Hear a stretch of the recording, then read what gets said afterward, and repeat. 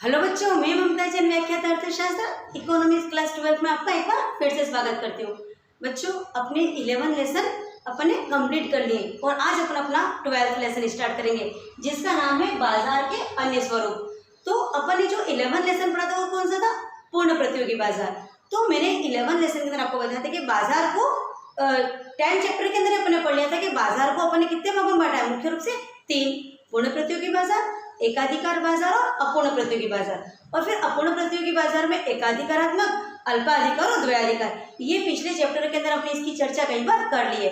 तो जो लेसन 11 था उसके अंदर अपन ने पढ़ा था कि पूर्ण प्रतियोगी बाजार क्या होता है, उसकी विशेषताएं, उसमें आगम वक्र, उसमें कीमत और उत्पादन का निर्धारण।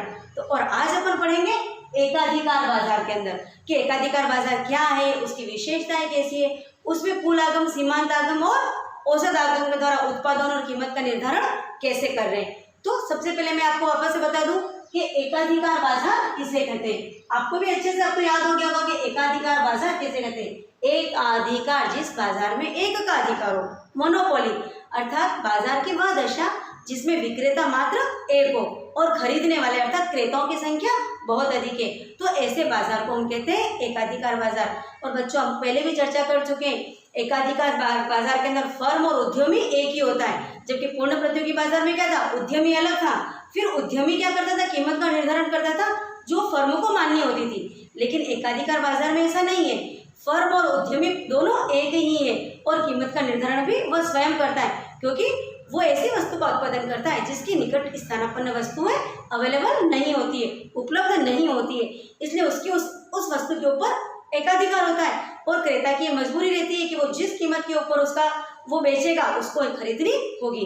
तो आया समझो बच्चों, एकाधिकार बाजार क्या है? बाजार की वह दशा जहाँ वस्तु को बेचने वाला अर्थात विक्रेता मात्र एक हो और वही उसकी कीमत का निर्धारण करता हो, फर्म और उद्यम भी एक ही हो, और जो कीमत का जिस कीमत के ऊपर वो सामान को बेचता है उसी कीमत के ऊपर किसको खरीदना पड़ता है? क्रेता को वो सामान खरीदना पड़ता है। और यहाँ पर वस्तु की निकट प्रतिस्थापन वस्तु नहीं होती है, इजीली अवेलेबल नहीं होती है।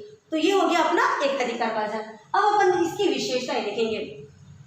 तो बच्चों, एकाधिकार बाजार सबसे पहली बात क्या हो गई?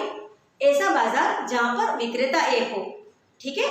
नंबर 2, निकट स्थानापन्न वस्तु इजीली अवेलेबल नहीं होती है। क्यों? क्योंकि यदि ऐसी जैसे यदि कोई वस्तु है जो हमको कई सारी दुकानों पर मिलती है तो हम क्या करेंगे? यहाँ नहीं तो वहां चले जाएंगे। लेकिन एकाधिकार के अंदर ये चॉइस नहीं होती है, इसलिए तीसरी विशेषता क्या हो जाती है? मांग की प्रतिलोच बहुत कम होती है। मांग की प्रतिलोच का मतलब क्या होता है बच्चों? किसी वस्तु की जितनी अधिक निकट स्थानापन्न वस्तुएं अवेलेबल होगी उसकी मांग की प्रतिलोच उतनी अधिक होगी। लेकिन क्योंकि एकाधिकार बाजार के अंदर वस्तु की निकट स्थानापन्न वस्तु अवेलेबल नहीं होती है, इसलिए मांग की प्रतिलोच बहुत कम होती है। तो 3 बातें देख ली, विक्रेता एक होता है, निकट स्थानापन्न वस्तु नहीं होती है, और जो विक्रेता जिस वस्तु की जो कीमत रखता है उसी कीमत के ऊपर क्रेता को सामान खरीदना होता है, अर्थात विक्रेता ही कीमत का निर्धारक होता है। अगला जो विशेषता वो ये है कि जो उत्पादक होता है वो अपने लाभ को अधिकतम करना चाहता है। ये बात तो हम पहले दिन से कह रहे हैं कि इकोनॉमिक्स के अंदर हम यही देखते हैं कि जो वस्तु का निर्माण करता होता है, उत्पादन करता होता है, उद्यमी होता है, वो अपने लाभ को अधिकतम करना चाहता है और उपभोक्ता अपनी संतुष्टि को अधिकतम करना चाहता है। तो उपभोक्ता जो उत्पादक है वो क्या चाहता है कि मेरा लाभ अधिकतम हो। लाभ अधिकतम करने के लिए 2 बातें होती है, या तो वो कीमत को अधिक रखे तो उत्पादन मात्रा और बिक्री मात्रा कम हो जाएगी तो उसके तब भी उसका लाभ अधिक होगा, या कीमत कम रखेगा तो उत्पादन मात्रा या जो बिक्री मात्रा है वो बढ़ जाएगी, तब भी उसका लाभ अधिकतम होता है। तो जैसी भी परिस्थितियां होती है उसके अकॉर्डिंग वो अपनी कीमतों को कम या अधिक करके वस्तु की बिक्री को बढ़ा करके या कम करके अपने लाभ को अधिकतम करना चाहता है। एक इसकी जो विशेषता ये रहती है कि जो एकाधिकार बाजार होता है वो 2 तरह के होते हैं, एक तो शुद्ध एकाधिकार होता है और एक विशुद्ध एकाधिकार बाजार और अपूर्ण एकाधिकार बाजार। तो यदि हम विशुद्ध एकाधिकार बाजार की बात करते हैं जो कि एक अवास्तविक परिकल्पना है, विशुद्ध एकाधिकार बाजार वो होता है जिसमें जो उद्यमी, तो वही वाली बात है कि एक ही होता है, लेकिन इसके अंदर मांग की प्रतिलोच बिल्कुल शून्य होती है, अर्थात उसकी निकट स्थानापन्न वस्तु होते ही नहीं है, जबकि वास्तविक दशा के अंदर ऐसा नहीं होता है।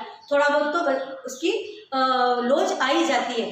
तो जो विशुद्ध एकाधिकार होता है वहां पर यह बताया गया है कि मांग की प्रतिलोच बिल्कुल शून्य होती है, क्योंकि यहाँ पर जो कुल आगम वक्र होता है विशुद्ध एकाधिकार में वो आयताकार अति परवलय होता है। कैसा होता है? आयताकार अति परवलय।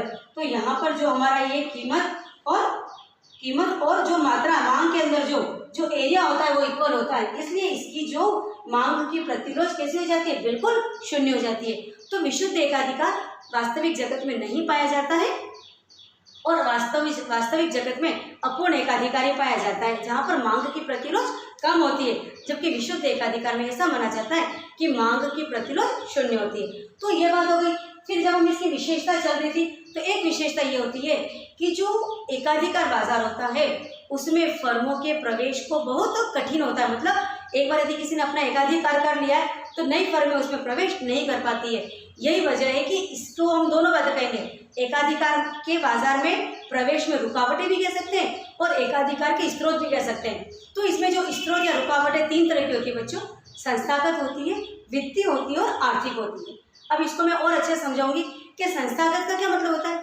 अर्थात एक बार यदि कोई एकाधिकार हो गया किसी वस्तु के ऊपर, किसी फर्म या उद्यमी का, तो सरकार से उसको पेटेंट मिलता है या जिसको अपन लाइसेंस कहते हैं, और वो कुछ समय के लिए होता है, कुछ वर्षों के लिए होता है। तब तक कोई दूसरी फर्म या कंपनी उस वस्तु का निर्माण नहीं कर सकती है। तो एकाधिकार में प्रवेश करने की पहली रुकावट क्या है? संस्थागत। और संस्थागत जो विशेषता है वही उसका स्रोत भी हो गया। कैसे हो गया दोनों बातें? क्योंकि पेटेंट या लाइसेंस मिलने की वजह से ही एकाधिकार उसमें सर्वाइव करता है और वो अपनी वस्तुओं को मनमाने ढंग से बनाता है। उसकी जो उत्पादन की जो मात्रा है उसको भी वही नियंत्रित करता है और कीमत को भी वही नियंत्रित करता है। और एक बात यहाँ पर यह भी देखनी है कि एकाधिकार के अंदर दो में से एक काम करता है उत्पादन करता, या तो वो कीमतों का निर्धारण कर देता है तो मात्रा अपने आप निर्धारित हो जाती है, या वो मात्रा का निर्धारण कर देता है तो कीमत अपने आप निर्धारित हो जाती है। तो एकाधिकार की ये भी विशेषता है। और जब हम इसकी बात कर रहे थे कि एकाधिकार बाजार की रुकावटों की पहली बात क्या पड़ी अपन ने? संस्थागत रुकावट, जहाँ पर कि एकाधिकार को सरकार के द्वारा लाइसेंस या पेटेंट मिल गया है तो वो क्या करेगा? उसका अपना एकाधिकार हो जाएगा और वही सर्वाइव करेगा और कोई नई फर्म उसमें प्रवेश नहीं कर पाएगी। बच्चों, दूसरा होता है वित्तीय। वित्तीय का मतलब होता है इसके लिए बहुत अधिक बजट की आवश्यकता थी, बहुत अधिक अपन को इसके अंदर इन्वेस्टमेंट करना पड़ता है, जो हर किसी के बस की बात नहीं है। क्योंकि आपको एकाधिकार रखना है ना, तो आपको स्टॉक भी बहुत रखना पड़ेगा, बहुत सारा उत्पादन करना पड़ेगा, सभी चीजें अपनी होगी तो बहुत ज्यादा पैसों की आवश्यकता होती है, जो कि सबके पास नहीं होता है। इस वजह से भी एकाधिकार का जन्म होता है और अन्य फर्में इसके अंदर आने से रुकावट होती है। और तीसरा होता है आर्थिक। आर्थिक का मतलब ये होता है कि जो एकाधिकार होता है उसमें अल्पकाल के अंदर तो बच्चों हो सकता है कि उसको लाभ कम मिले या हानि भी हो, लेकिन ये बात फिक्स है कि दीर्घ काल के अंदर उसका लाभ बढ़ता है क्योंकि औसत लागत घटती है। जितने भी एकाधिकार बाजार हैं, एकाधिकार का मैंने एग्जाम्पल पहले भी बताया था, रेलवे विभाग, जल विभाग, बिजली विभाग, डाक विभाग, है ना, ये लगभग एकाधिकार ही है। टेलीफोन विभाग क्यों? क्योंकि इसके अंदर सरकार ने अपनी मोनोपोली रख रखी है। तो इस एकाधिकार में क्या होता है? समय के साथ दीर्घ काल में औसत लागतें कम होती है, इसलिए जो एकाधिकारी होता है वो उसमें सर्वाइव करता रहता है और नई फर्में उसमें प्रवेश नहीं कर पाती है। तो एक और बात होती है कच्चा माल। एकाधिकारी क्या करता है? जो कच्चा माल होता है उसके ऊपर सबसे पहले अधिकार कर लेता है ताकि कोई दूसरी फर्म उस कच्चे माल का यूज करके वही वस्तु बना ना सके। तो कच्चे माल की क्या करती है? ये कृत्रिम रूप से या प्राकृतिक रूप से कैसे भी करके उसकी कमी कर देती है और उसका स्टॉक अपने पास रख लेती है, तो अन्य फर्में फिर उसी वस्तु का निर्माण नहीं कर पाती है।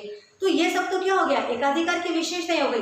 याद समझ में आ गया ना? वस्तु का एक ही विक्रेता, कीमत का निर्धारण वो स्वयं करता है, मांग की प्रतिरोध बहुत कम होती है, इसके अंदर नई फर्मों के प्रवेश के अंदर रुकावटें होती है और इसका जो कीमत और उत्पादन दो में से वो जो एकाधिकारी बाजार होता है वो किसी एक चीज का निर्धारण कर देता है। मांग की प्रतिरोध भी बहुत कम होती है और इसके अंदर क्रेता मजबूर होता है कि जिस कीमत को वो निर्धारित करता है उसके ऊपर इसको खरीदना होता है।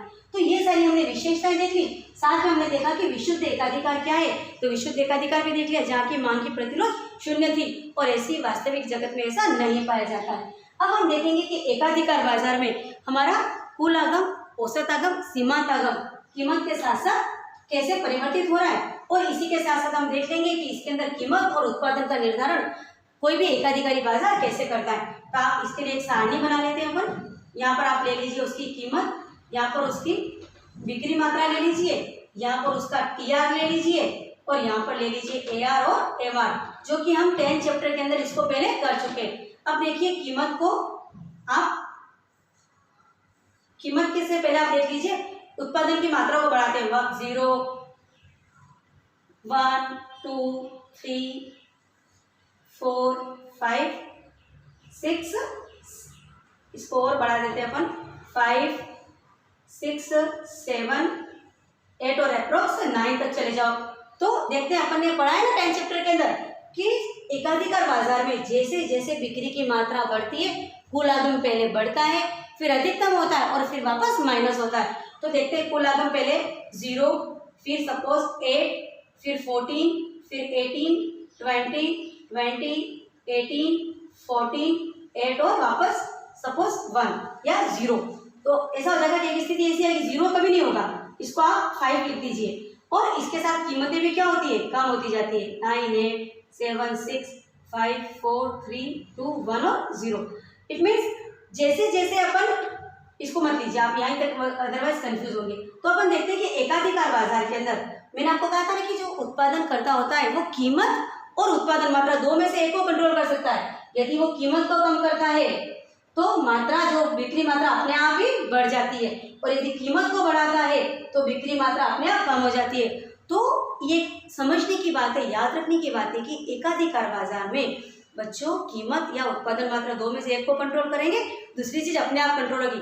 आप कीमत को बढ़ा दीजिए तो बिक्री मात्रा कम हो जाएगी, तब भी लाभ अधिक होगा, और कीमत को कम कर दीजिए तो बिक्री मात्रा बढ़ जाएगी, तब भी लाभ अधिकतम होगा। तो हम देखते हैं कि जैसे जैसे बिक्री मात्रा बढ़ती है कुल आगम पहले बढ़ती दर से बढ़ा, फिर घटती दर से बढ़ा, फिर स्थिर हो गया, वापस कम हो गया।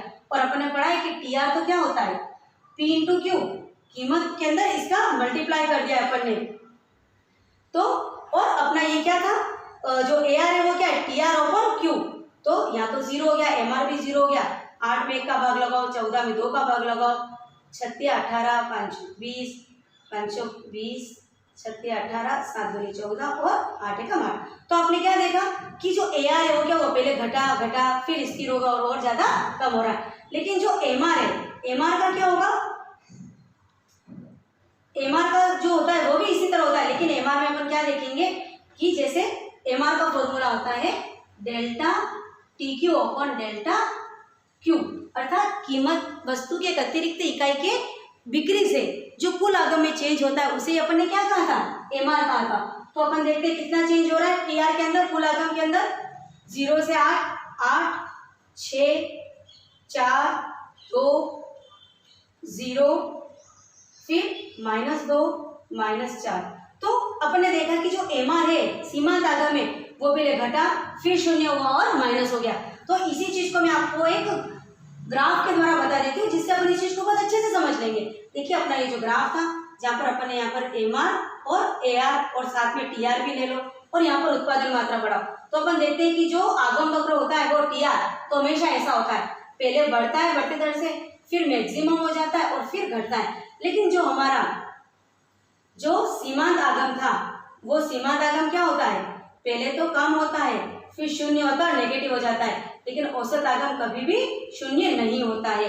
तो जो औसत आगम था ए आर उसका वक्र भी गिरता हुआ है, एम आर का वक्र भी गिरता हुआ है, और एम आर जहाँ पर शून्य होता है वहीं पर मैक्सिमम उत्पादन हो जाता है। तो बच्चों जो हमारा ये एकाधिकार बाजार है वो देखेगा कि जब तक उसको यहाँ तक आएगा कि उसका उत्पादन बिक्री करने पर या उत्पादन बढ़ाने पर उसका कुल आगम बढ़ रहा है तब तक तो वो इसको चलने देगा। लेकिन जैसे देखा कि तब मेरा कुल आगम कम हो रहा है तो वो क्या करता है, अपने उत्पादन को नियंत्रित कर देता है और कीमतों को बढ़ाने लग जाता है। तो अपन जो अपना ये देखा कि आगम, कुल आगम, सीमांत आगम, औसत आगम देखने के बाद अपन देखते हैं कि कीमत और उत्पादन का निर्धारण कैसे होता है। तो बच्चों जब एकाधिकार बाजार में वो उत्पादन करता होता है वो अपनी कीमतों का निर्धारण या उत्पादन की मात्रा का जो निर्धारण दो में से कोई एक चीज किससे करता है, कुल आगम या कुल लागत विधि से या सीमांत आगम और सीमांत लागत विधि से, जो कि अपने 10 चैप्टर के अंदर इसको पढ़ लिया है कि कुल आगम और जब कुल आगम और कुल लागत इक्वल होती है मतलब नॉर्मल कंडीशन है ना, लेकिन जब कुल आगम कुल लागत से अधिक होता है तो लाभ की स्थिति है। इसी प्रकार जहाँ पर सीमांत आगम और सीमांत लागत इक्वल हो जाते हैं वही सर्वश्रेष्ठ स्थिति होती है और वहीं तक वो अपना उत्पादन करता है। उसके बाद वो अपना उत्पादन करना, उसमें उत्पादन की जो दर होती है उसमें परिवर्तन करना बंद कर देता है। तो बच्चों आज अपन ने देखा कि एकाधिकार बाजार क्या था, उसकी मैंने सारी विशेषताएं बताई, फिर हमने कुल आगम, सीमांत आगम और औसत आगम को देखा, सारणी के द्वारा देखा बच्चों। अपने ग्राफ बनाकर देखा और ये भी देखा कि जहाँ सीमांत आगम 0 है, औसत आगम गिरता हुआ है और जो कुल आगम यहीं पर मैक्सिमम होता है, इसके बाद वो कम होने लगता है, तो यही उसकी सर्वश्रेष्ठ स्थिति होती है। फिर अपन ने देखा कि एकाधिकार के अंदर जब उत्पादक को कीमत बढ़ाता है तब क्या होता है, उत्पादन की मात्रा कम हो जाती है, पूर्ति कम हो जाती है क्योंकि, और जब कीमत कम करता है तो बिक्री बढ़ जाती है। दोनों ही दशा के अंदर उसको लाभ होता है, परिस्थिति के अनुसार वो कीमत को कम ज़्यादा करके अधिकतम लाभ कमाता है। तो ये सारा आज अपन ने पढ़ लिया एकाधिकार बाजार। अब अपन नेक्स्ट वीडियो के अंदर पढ़ेंगे अपूर्ण प्रतियोगिता, जिसके अपूर्ण प्रतियोगिता के 3 भाग है। कौन कौन से याद है ना, एकाधिकारात्मक, अल्पाधिकार और द्वयाधिकार। तो इसके बारे में अपन पढ़ेंगे बच्चों नेक्स्ट वीडियो में। तो आज अपना 12th चैप्टर स्टार्ट हो गया है और उसमें अपन ने एकाधिकार बाजार को बहुत अच्छे से पढ़ लिया है। बच्चों इस वीडियो को अच्छे से देखिए। और एक जो खास बात, 12th चैप्टर की वीडियो को समझने से पहले आपको 10th चैप्टर का एक बार फिर से रिवाइज करके उसकी वीडियो को फिर से देख लीजिए, क्योंकि हमारा पूरा जो 12th चैप्टर है वो 10th चैप्टर से लिंक्ड है। तो 10th चैप्टर आपको समझ में आएगा तभी आपको 12th चैप्टर अच्छे से समझ में आएगा। तो मेरी वीडियो को देखिए और इसके बाद जो मैं फोटो अपलोड कर रही हूँ उससे आपके नोट्स बना लीजिए और इसके 12th चैप्टर के 2nd पार्ट के लिए रेडी रहिए। तब तक के लिए थैंक यू।